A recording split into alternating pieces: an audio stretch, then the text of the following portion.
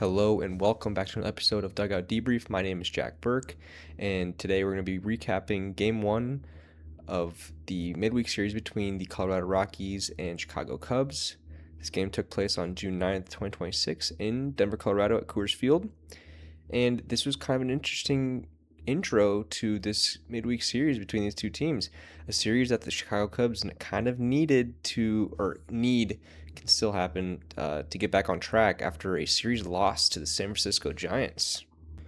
I've been wanting to expand my videos out to teams that kind of deserve a little bit more acknowledgement. Teams like the Rockies, teams at the bottom of the barrel, and I thought there was no better way to kind of get into that than with my favorite team, the Colorado Rockies. Been a tough season up to this point. Some may say that the worst team in the league, but it's an improvement from last year, and looking forward to kind of breaking down this game and getting into what exactly went on with this first game and how the Rockies kind of prevailed. All right, so hopping straight into the contents of the game, we had a pitching match between Tomoyuki Sugano and Colin Ray. Sugano went 5 innings pitched, 6 hits, 3 earned runs, 2 walks, 3 Ks, and that brings his season total ERA to 4.08. And then Colin Ray goes 4 2/3 innings pitched, 9 hits, 7 earned runs, 3 walks, and 2 strikeouts. That brings his season ERA up to 5.19. Colin Ray, at some points earlier in the season, had kind of a serviceable ERA in the rotation and was playing decent enough to kind of have that role in the rotation as a whole. But with the absences, Matthew Boyd and other main key factors kind of have really thrust him into the rotation, and he has cooled off. He has not been pitching very well. Recently, his stats have not been very awesome. What's kind of been glaring, what I've noticed, is his stats against lefties this season. His WHIP, which is walks plus hits per inning pitch. So if you basically give up a base runner per inning pitch, it's how many base runners you give up on a inning to inning basis. His WHIP goes up to a 1.66 from a 0.99 against righties. So lefties, not Ray's forte. And the Rockies ended up employing a staggering 6 lefty hitters in this game 1 to face Ray. Colin Ray's stats also, home and away, his ERA on the road is 6+. It's basically a 6 even ERA, and then his ERA at home is a 3.03. So a big time discrepancy between those two, pitching on the road versus at home, and especially going to Coors Field.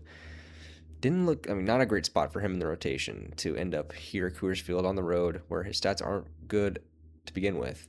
Something else that I've noticed is his stats kind of leading into the first few innings. So basically the first through the 4th inning, parts of the 5th, he kind of has been serviceable, decent, sub 4 ERA.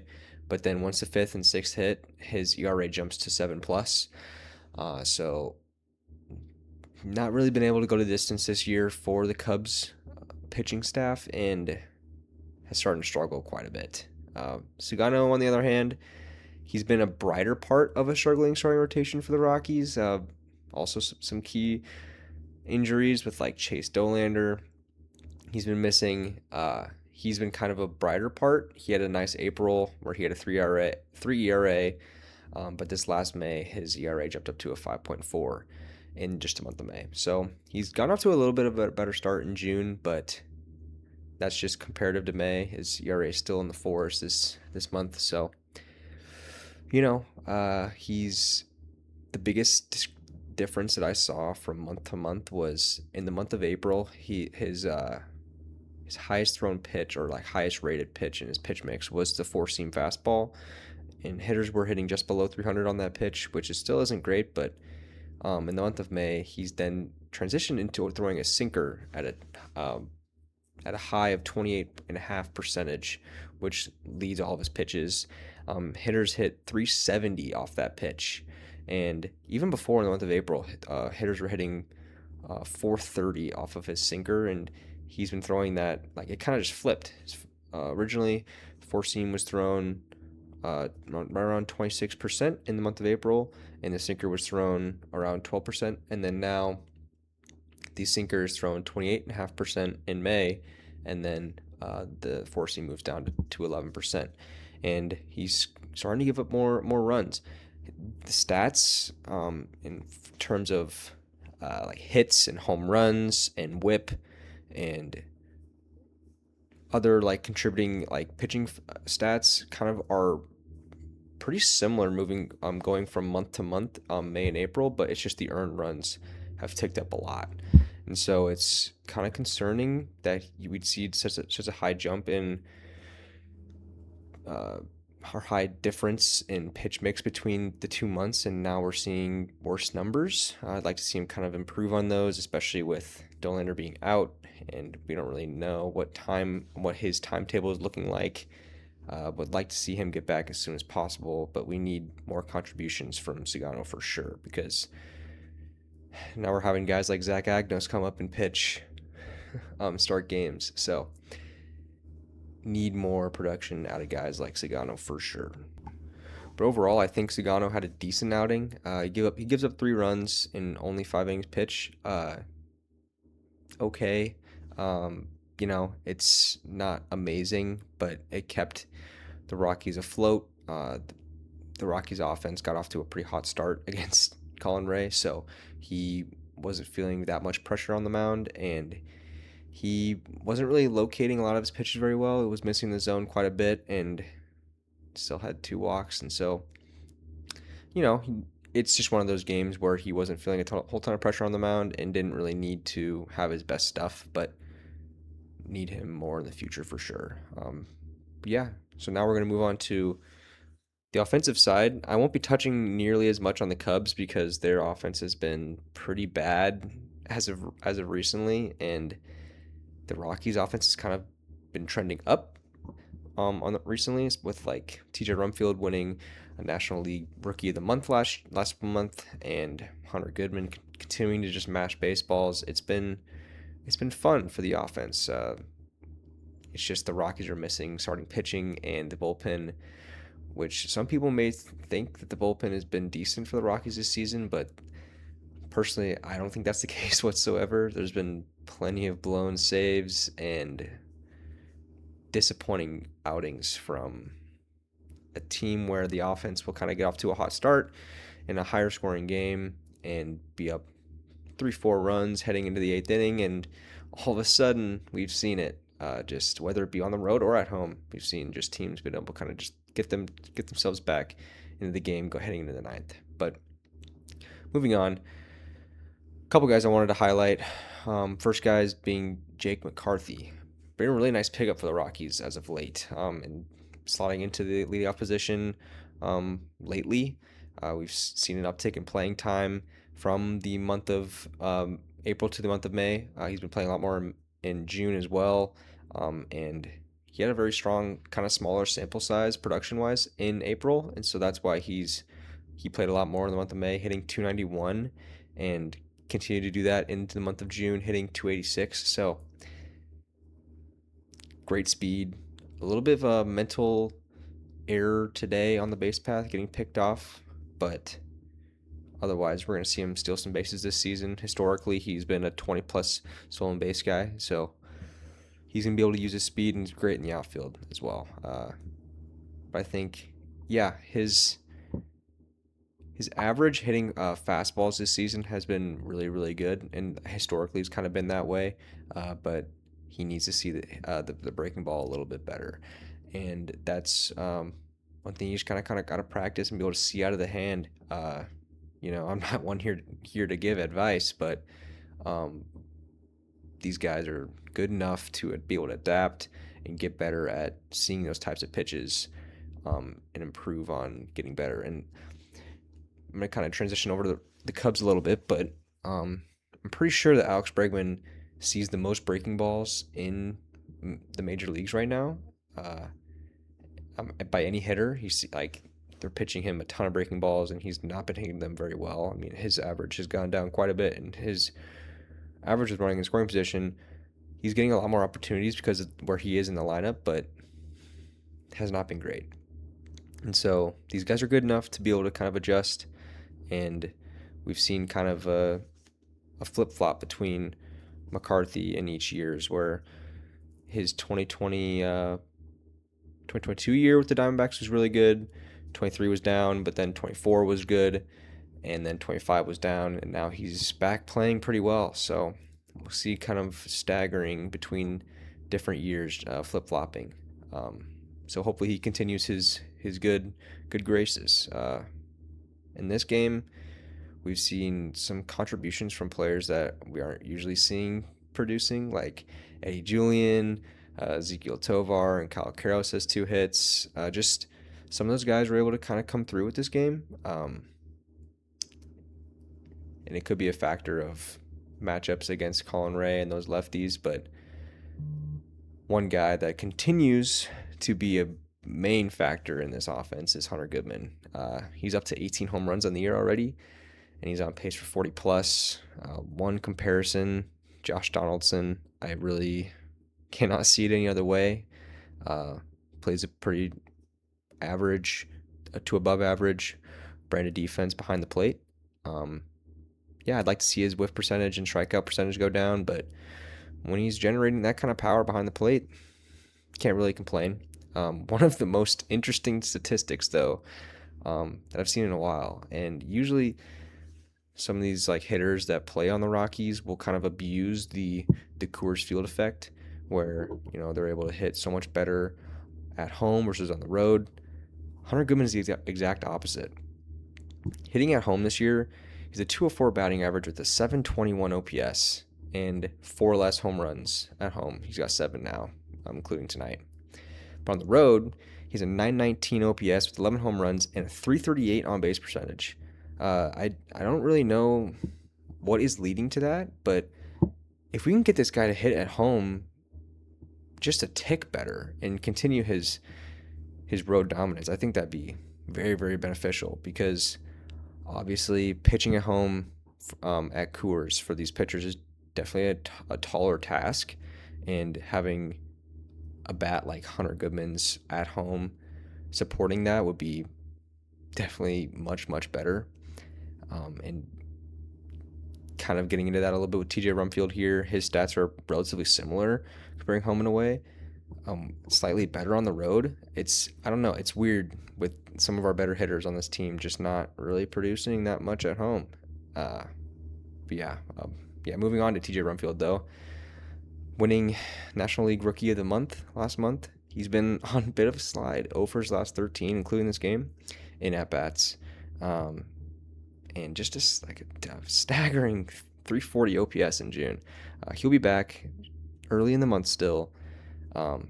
He had a great month of May, basically a 900 OPS, and was really just getting off to a really, really good start.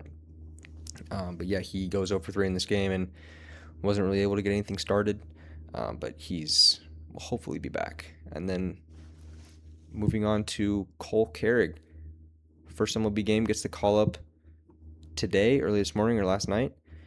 Gets his first MLB hit, and he's got some speed as well on the pads. I mean, the announcers were talking about him possibly getting that first kind of steal later on in the game. He's got a ton of speed, ton of promise, playing center field. This is the time to call up guys when cards are down, team isn't really performing that great. Well, what can you expect? I mean, heading into this season, as a Rockies fan, I wasn't expecting much, especially after last season, but definitely moving better, but like to see, more production from these younger guys, and it's starting to kind of trend up that way. And we'll need to see Mickey Moniak back in the lineup as soon as possible. He hasn't played since May 21st.